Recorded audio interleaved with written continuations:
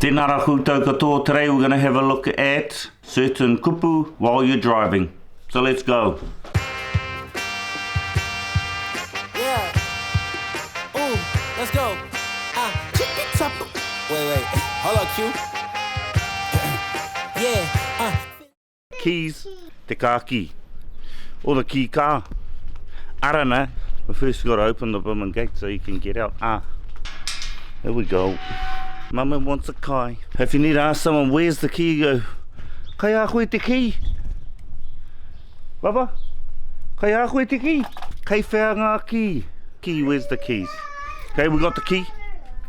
Huakina te waka. Okay. Huakina. Okay.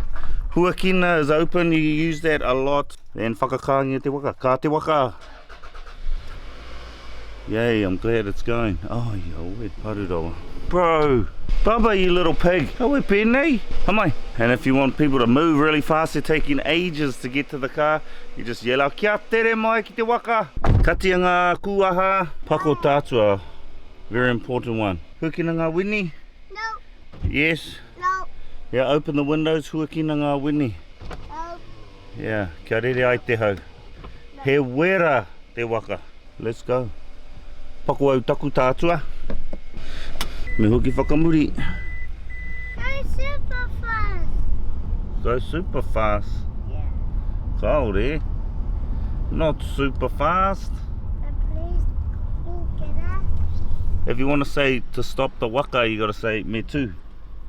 Tu means to stand. It also means to stand in place, you know, to stand, to stop going. E tu, tu ki konei. I'm going to get Mama pie. That's what I heard. Yep, ka tiki pai mo mama. Okay, tu te waka ki konei. Tu te waka ki konei. Park the waka. Put it in park. Whakatūria tō waka. Katia ngā wini. You know, katia, huakina, those words you use for, they go into every aspect of whānau reo, of your kāinga. Inside, outside, you use them all the time. And the last one, katia te waka. Ka pai.